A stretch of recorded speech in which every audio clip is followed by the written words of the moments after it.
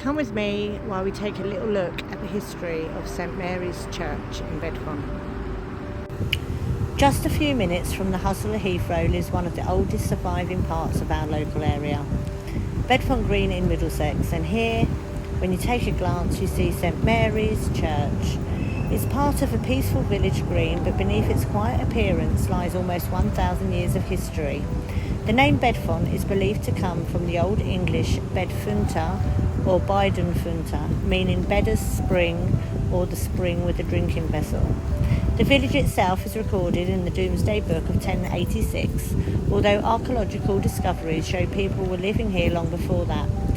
Excavations in the area uncovered evidence of Neolithic settlements, Bronze Age enclosures and Roman farmsteads, proving this landscape has been occupied for thousands of years. Running through the village was the old Roman road to Silchester, the historic Staines Road. This made Bedfont an important stopping point for travellers. By the 17th and 18th century, it had become a very busy coaching village, with inns serving those travelling between London and the west of England. Because it sat right next to Hounslow Heath, travellers would often stop at Bedfont's coaching inns just to gather their courage or hired armed guards before crossing the dangerous heath, which was notorious for highwaymen. Standing proudly in the Bedfont area is, as I said, St Mary's Church, often described as one of Middlesex's hidden architectural treasures. The oldest surviving parts of the church date to around 1150, although some historians believe parts of the site may be older. Inside are beautiful, rare medieval wall paintings depicting the crucifixion and the Last Judgment.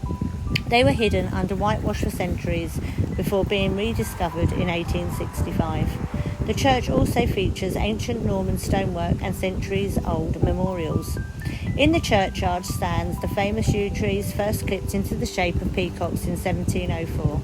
Local folklore claims two proud, wealthy sisters refused to marry because no man was good enough for them, and they were turned into the trees as punishment for their vanity. The legend became so famous that poet Thomas Hood wrote a poem about them in 1822, called The Two Peacocks of Bedfont. While the trees are clipped into a more stylised, abstract shape today, the name and the incredible tradition remain.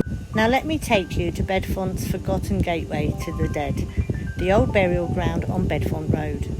If you've ever travelled along Bedfont Road, you may have passed this old burial ground without giving its unusual entrance much thought, but standing at its boundary is something with a fascinating connection to the funeral traditions of the past.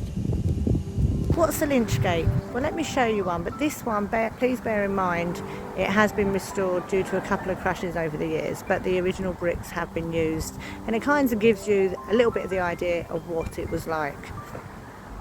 So here is the Lynchgate. The word lynch comes from an old word referring to a body or corpse. Traditionally, Lynchgates stood at entrances to churchyards and burial grounds. In earlier centuries, they could provide shelter for a funeral party and a place associated with the reception of the coffin before burial is in consecrated ground. Across Britain, there are so many fascinating features connected with the journey of the dead too. So the word lynch comes from an old word referring to the body or a corpse.